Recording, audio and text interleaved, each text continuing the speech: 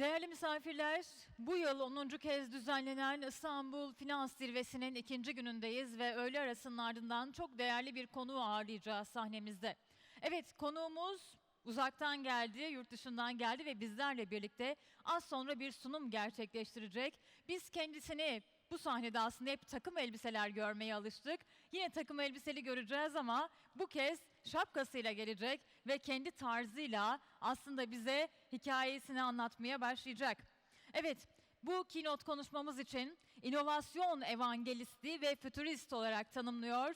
SAP Küresel Başkan Yardımcısı Sayın Tom Raftery'yi davet etmek istiyoruz. May I invite dear Tom Raftery, please?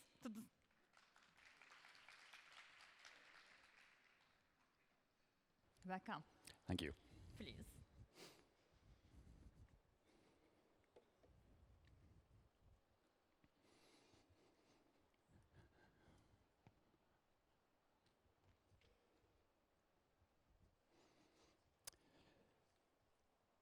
Good afternoon.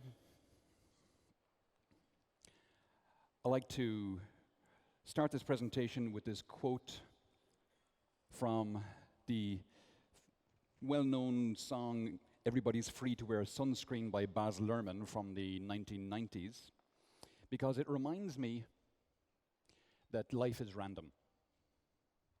Life is capricious. Most days are like every other day, but occasionally along comes a day which turns your world upside down. These kind of days, they happen 3-4 times in a lifetime, and I had one of those days last year. These are my two kids,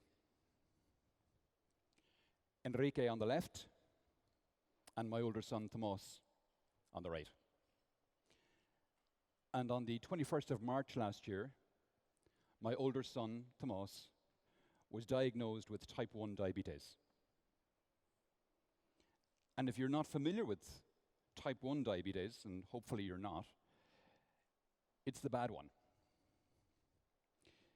Type 1 diabetes means my son needs to measure his blood sugar levels by making himself bleed 6 times a day, and he needs to inject himself with insulin 5 times a day just to stay alive.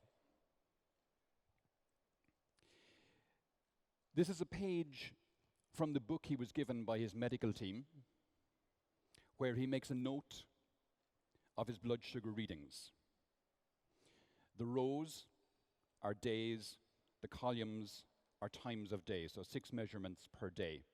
And he would hand this book to his medical team, and they would look through the pages, looking for patterns in his blood sugar level across the time of day in order to better advise him on how much insulin to inject at different times of the day. But more recently, he was transitioned onto this device. This is called a Libre Freestyle sensor. He attaches it to the back of his arm, and it stays on his arm for 2 weeks. And it measures his blood sugar level not 6 times a day, but once a minute. So now we have 1,440 blood sugar readings per day. And the sensor has got an inbuilt NFC chip, so he can just swipe his phone over it, and it downloads the data to his phone. And the data from his phone is then uploaded to a personal private health cloud. And no matter where I am in the world, I get a notification on my phone and on my watch telling me what his latest blood sugar readings are like, which is hugely, a huge comfort to me that I can see how he's doing. And it's IP67 certified, so it's waterproof. So he can go in the swimming pool and go to the beach with his friends and play, and there's no problems. So it's phenomenal. And it comes with an inbuilt analytics suite. This is 2 weeks worth of data averaged over 24 hours. So we get to see now in real time and also over longer patterns as well to see how his blood sugar is doing. And you can see that for the most part, it's well within the target zone of between 70 and 150. And just for context, when he was diagnosed, it was 453. Now, I know this is a very personal story, but for me, this is a beautiful microcosm of how the shift from analog to digital is making our world a much, much, much better place. This story has got IoT sensors, it's got comms, it's got data, it's got analytics, it's got cloud, it's got the whole thing. And it's a little microcosm of what is happening in our world today. Healthcare is being transformed by sensors like this. We are increasingly wearing wearables like this. And the future of healthcare is going to be based on this kind of data. These wearables that we're wearing will be transmitting data to our personal private health clouds, and our trusted healthcare providers will have access to that data and be alerted if some of our vital statistics go above or below particular thresholds. And they will call us in, rather than us calling them, and bring us in. And 90% of the time, they will have a diagnosis before we walk in the door. That's where the future of healthcare is headed. This has implications in lots of different areas, but because we're moving to a world based on data, the technology companies are seeing this, and they're moving into this space. Uber, Lyft, Apple. Apple has set up healthcare clinics in Santa Clara, initially for its own employees, but increasingly they're going to go beyond that. And of course, Apple are the makers of a lot of the sensors that are creating the data in the first place. So it's a natural evolution for them. Google are in this space as well, investing millions, particularly in the AI, because that's their particular forte. And Amazon. Amazon have set up a company called Haven in partnership with JP Morgan and Berkshire Hathaway to get into this space as well. And you know what happens to an industry when Amazon moves in there. And of course, connected healthcare as well has huge implications for the insurance industry. So insurance now can be based on the data that's given off by our sensors. And we can get discounts. There's a South African insurance company that gives discounts to people. They actually give their customers who sign up for a particular deal, they give them an Apple Watch. And then they give them targets to meet in exercise every week. And as they meet those targets, they get credits. And they know that these people who sign up for this particular account get sick less often. If they are hospitalized, their hospital stays are shorter, and they have a longer life expectancy. Now that's healthcare. I'm going to talk about a couple of other industries and some of the implications of digitization. Manufacturing is a big one. And we see a lot of shifts in manufacturing to things like mass customization, where things now are coming to a lot size of one. We see things like 3D printing. But the biggest change we see in manufacturing is the shift to what's called product as a service. This is where manufacturers are now, instead of selling the thing that they manufacture, they're giving it to customers and then charging them based on its use. And the reason I have Los Angeles up here is this is a good example of what I'm talking about. The city of Los Angeles does not own any streetlights. All of the streetlights in Los Angeles are owned by Philips, the lighting company.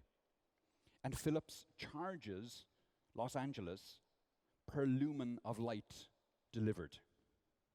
And of course, this means it's a beautiful alignment of wants and needs. The city of Los Angeles wants its lights working when they're supposed to be on. Philips wants the revenue from the lights. These are connected lights. So if one of them is going to fail, Philips are aware of that ahead of time. So they send an engineer to the street light, swap it out, so that it's never down, it's never not working. So Philips gets their constant revenue, Los Angeles gets their working streetlights. And this model is increasingly becoming a thing. More and more manufacturers are going to this product as a service route. The energy space is being hugely disrupted as well at the moment. Sheikh Yamani, the OPEC oil minister from the 1980s, said it very well when he said the Stone Age didn't end because we ran out of stone, and similarly, the oil age is going to end long before we run out of oil. And why is that going to happen? That's going to happen because of economics. This is a chart of the price of solar since the 1970s.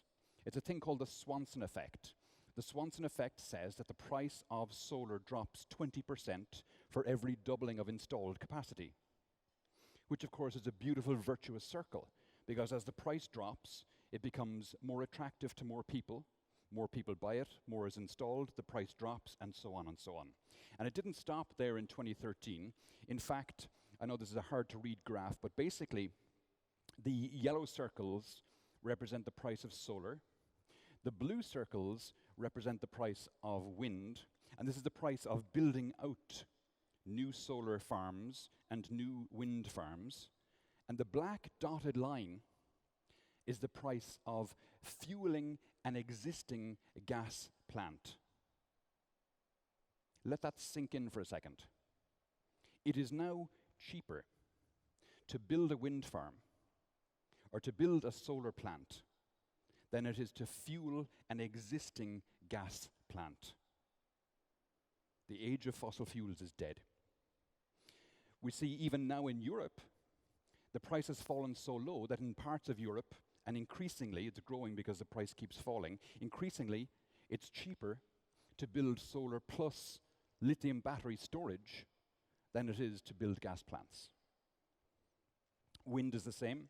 Wind has fallen now, and the latest record for wind was set in Saudi Arabia a couple of weeks back at 1.9 cent per kilowatt hour.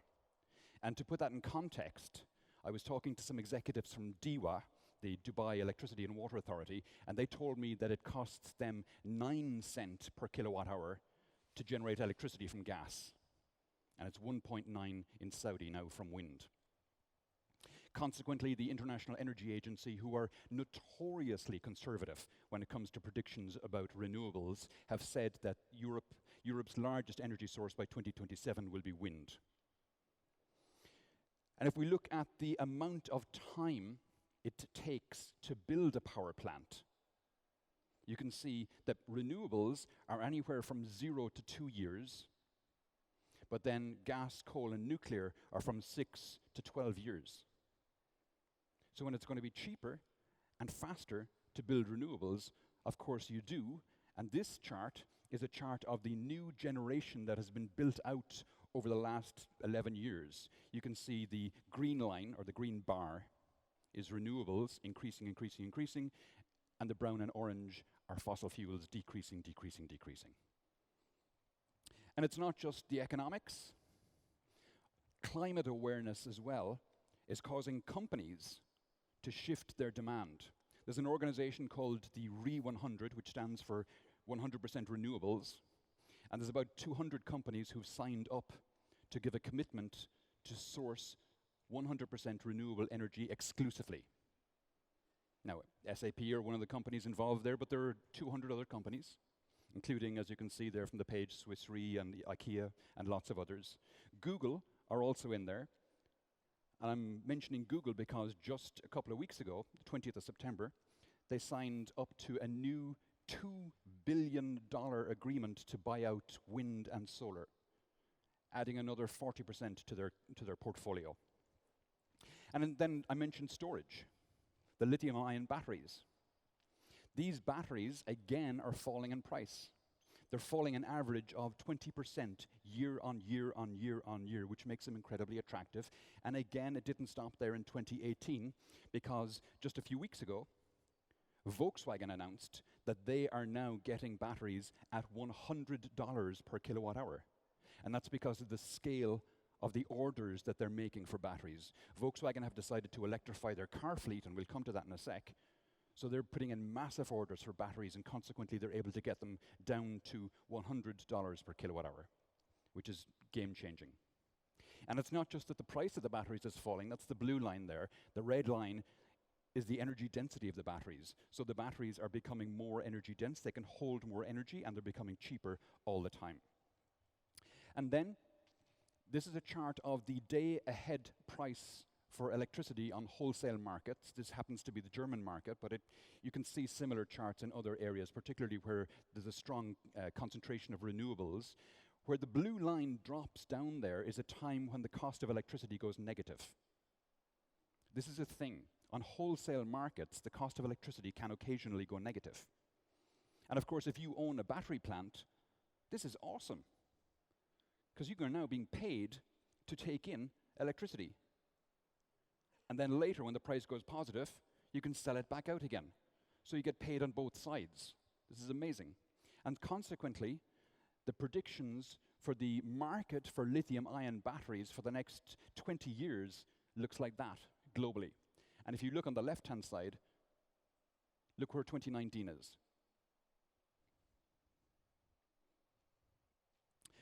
Tesla, who are a big battery maker, are creating they're putting their Powerwall batteries there, that's the white battery on the wall there, they're putting those on 50,000 homes along with solar panels in South Australia.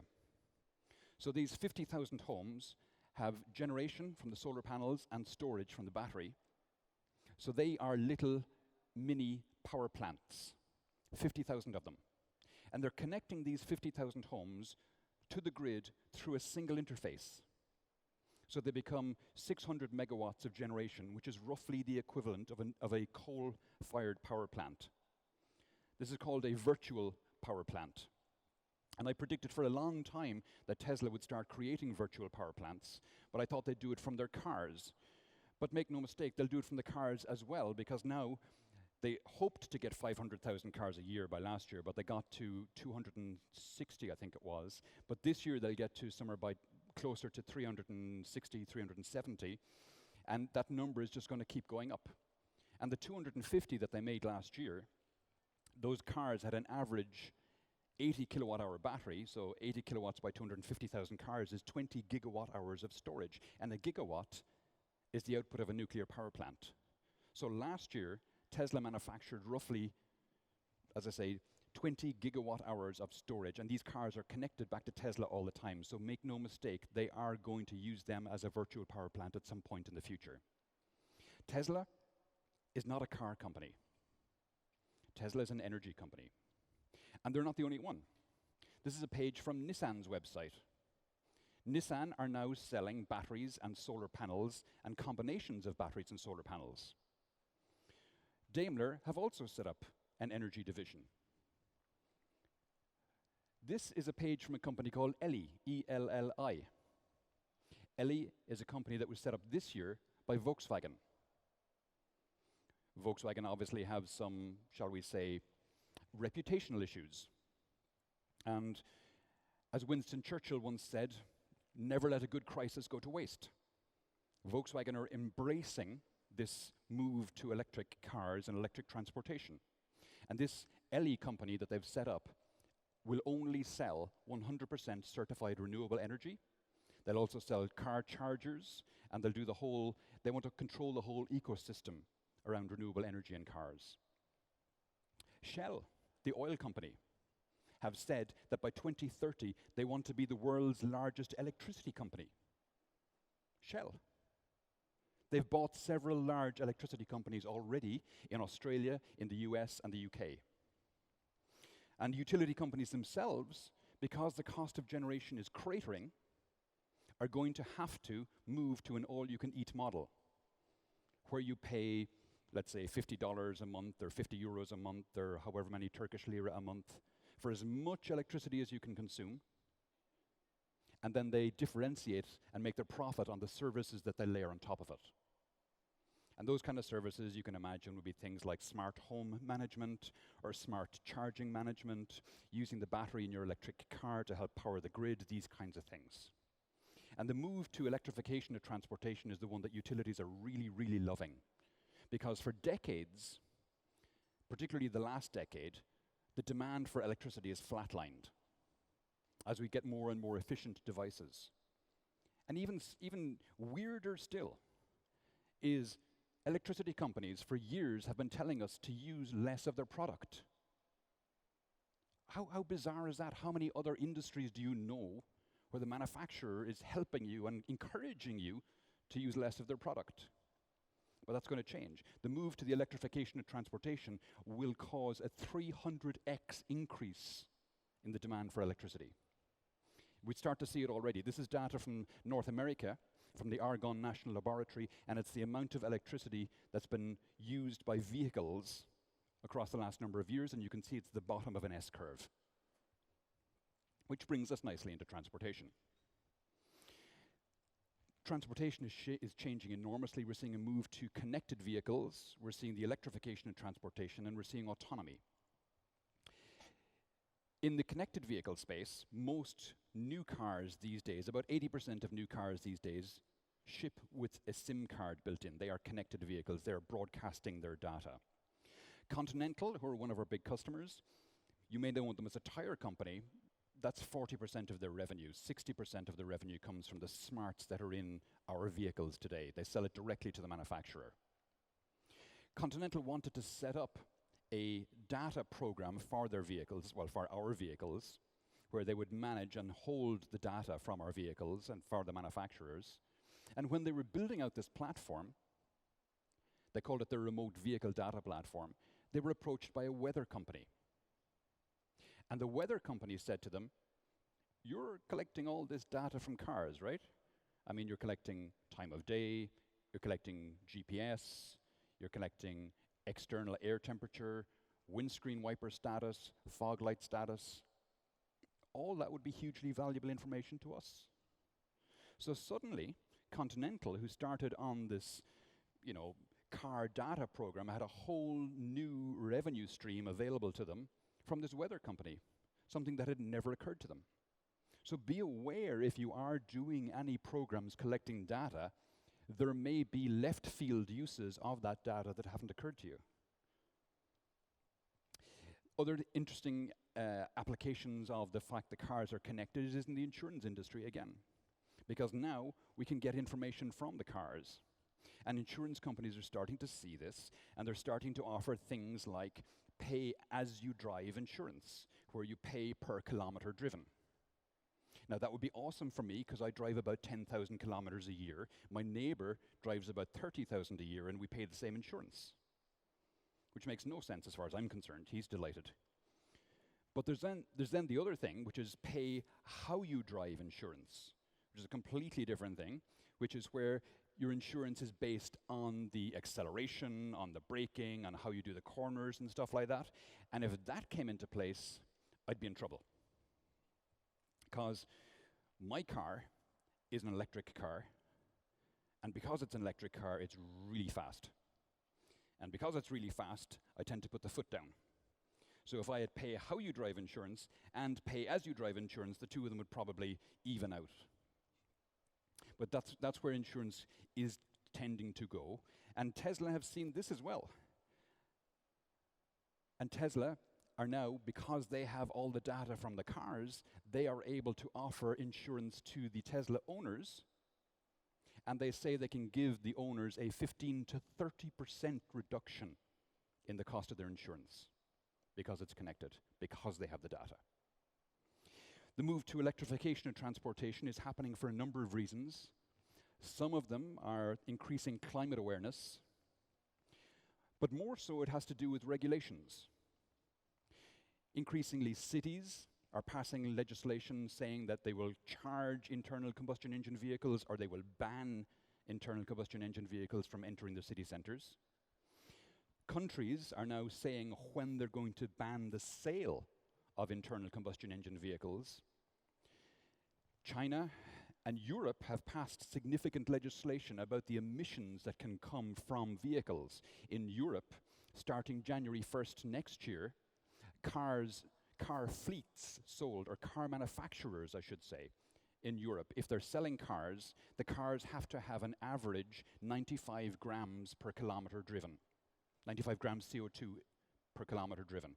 To put that in context, my last car was a Prius, and its emissions were 117 grams CO2 per kilometer. Now, from next year, they have to have an average 95.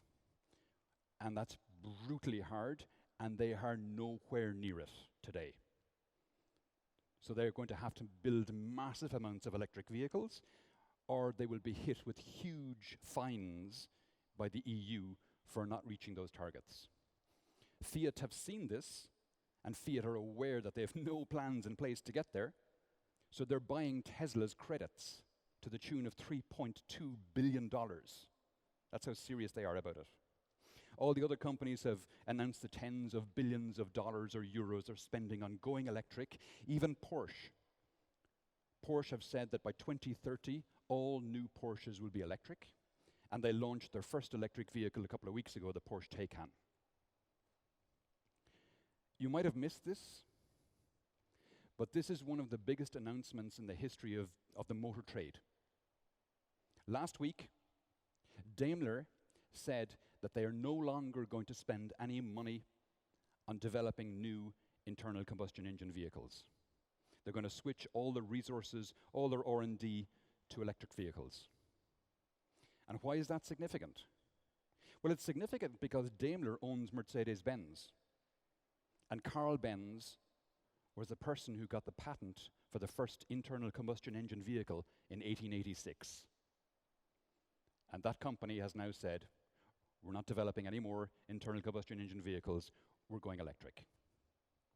They're spending $20 billion just to secure the supply chain of batteries they know they're going to need for these electric vehicles. And if you think that's a lot, Volkswagen are spending $50 billion to secure their supply chain of batteries. Hence, they're getting the 100 kilowatt hours or $100 per kilowatt hour I mentioned earlier. They are retooling 16 factories to go electric. And by 2023, which is 4 years' time, they will have 33 different models of electric cars for sale. They launched their first one a couple of weeks ago, the ID.3. Comes out early summer next year. They're building their own gigafactory, their own big battery plant, because they know they're going to need it. This is the kind of range that you're getting from electric cars that are on sale these days. They're all around the 400-kilometer range. And again, remember, price is falling and battery range or battery energy density is getting better. So that 400 will soon be 500, will soon be 600. They're increasing year on year on year. Do electric vehicles sell? Well, the red line at the top here is the sale of the Tesla Model 3 in North America last year. Now, when you realize that the Model 3 only started volume production really in July because they had lots of production issues before then, so you're looking at about 7 months of production over 12 months of sales. The next line is the Mercedes C, CLA, CLS, and E-Class combined. The next line is the BMW 2, 3, 4, and 5 series combined. The next line is the Audi A3, A4, you get the idea. The Model 3 blew away that market. The people talk about the infrastructure problem. In the UK, they now have more public charging spaces than they have fuel stations. There are 9,300 electric car charging spaces in the UK. There are 8,400 fuel stations. And consequently, we see a massive uptick in the amount of electric vehicles being sold in the UK. The fossil fuel companies are seeing this. BP has made huge investments in charging infrastructure companies, as have Shell, because they know they're going to have to transition from selling molecules to selling electrons. It's not just cars. Buses are also going electric. It costs today 75 cents per mile to run a diesel bus. It costs 20 cents per mile to run an electric bus. So it makes huge economic sense for bus fleets to go electric, and they're going to switch very soon because the economics are there. Motorbikes are going electric. This is the Harley-Davidson Livefire, which has just gone on sale. There's lots more of them. Trucks are going electric. These are the Tesla semis. Volkswagen are pouring huge amounts into their brands. Daimler as well. DAF, Peterbilt, Volvo. Rivian, who are a startup in North America, received a couple of weeks ago an order from Amazon for 100,000 electric delivery vehicles. I'd love to have been the sales guy who landed that order. Renault are making these trucks as well. These are smaller delivery type ones, but the one on the right here is a refuse collection vehicle, and I point that out because, again, it's all about the economics. If you look at the fuel use per vehicle category, trucks, buses, and refuse collection vehicles use the most fuel. Fuel is a good proxy for emissions. It's also a good proxy for costs. So these ones will flip very fast. Diggers from DAF. This is what's the name of the company? Otokar, Turkish company making military vehicles that are electric. Planes are going electric. We can see Roland Berger are saying here and they're now tracking 170 different types of electric planes. Airbus want to make their planes hybrid initially, but they want to go fully electric. I'm getting a signal here, I'm running out of time. Okay, I'll go quickly. Ships are going electric as well. And we're heading into a world of autonomy as well. And there's a lot of different business models around autonomy. Tesla have their model where you own the vehicle yourself and you can share it with others. It goes off and picks people up. GM have a different model where they go product as a service, a bit like Philips with the lights. In this case, GM will keep the vehicle themselves and have it be earning money for GM as people get an Uber-like application and call a GM taxi. Waymo, if you're not familiar with Waymo, it's Google's play in the autonomy space. The reason I mention them is if we look at the data for all the players in the autonomy space, the circles here represent the amount of miles traveled by an autonomous vehicle before a driver has to step in and intervene because the autonomous vehicle was going to do something stupid. This is California data, that's why it's miles. You can see they're all between 0 and about 1,700, except for Waymo, who are way out here on the right, who are out around 5,000 or 6,000 miles. They are literally streets ahead of everybody else in this space. And the CEO of Waymo has said that anything that has wheels and moves on the surface of the earth is something that we could imagine being driven by Waymo. So think back 10 years. 10 years ago, Google launched Android. And see what that did to the mobile phone industry. And now copy and paste that forward 10 years and see what Waymo is going to do to the car industry. It's going to be huge. There's all kinds of other uses of autonomous vehicles. There's an article from CB Insights talks about 33 other industries that are going to be impacted by this. And then we get into the realm of flying taxis being done by drones. That's coming as well, which would be great for the traffic here in Istanbul. I was caught in the traffic on the way over here. It's challenging. And these drones are being developed by lots of different companies, not just Uber, Volocopter, also Lilium out of Germany, EHang out of China, Bell Helicopters are doing it, Boeing are doing it, Airbus are doing it as well. And if you think that's freaky, SpaceX thinks we'll be traveling in rockets. Their aim is to put a spaceport on every major city in the world, and they say they'll be able to transport us from London to Shanghai in 28 minutes for the cost of what is today a transatlantic plane ticket. Now, they don't say if it's economy or business class, but you get the idea. It's kind of thousands of euros rather than hundreds of thousands. Nearly there. Last thoughts. So we are a species of pessimists. Our lizard brain, from the time we lived on the savannas, gets us to prioritize bad news. And because of that, the media plays to that, and they feed us bad news all the time. There's a saying in the media, if it bleeds, it leads. But of course, if we look at the actual data, if we look at the indicators for quality of life, extreme poverty, basic education, literacy, child mortality, vaccination, democracy, okay, you might argue that one, but I say it's kind of 2 steps forward and 1 step back. All of these indicators of quality of life say we have never, ever in the history of mankind had it as good as we have it today. And we will never, ever, ever again have it this bad. Thank you. Thank you very much. Stay on stage, please, for ceremony, yes. I may invite to Mr. Hakan Yurdakul to give plaque. Yes. Evet. Plaket takdimimizi gerçekleştireceğiz. İnovasyon evangelisti ve fütürist, SAP Küresel Başkan Yardımcısı Sayın Tom Raftery bizlerle birlikteydi. ve Sayın Hakan Yurdakul da plaket takdimlerimizi gerçekleştiriyor. Bizler de çok teşekkür ediyoruz. Thank you very much. Thank you. See you.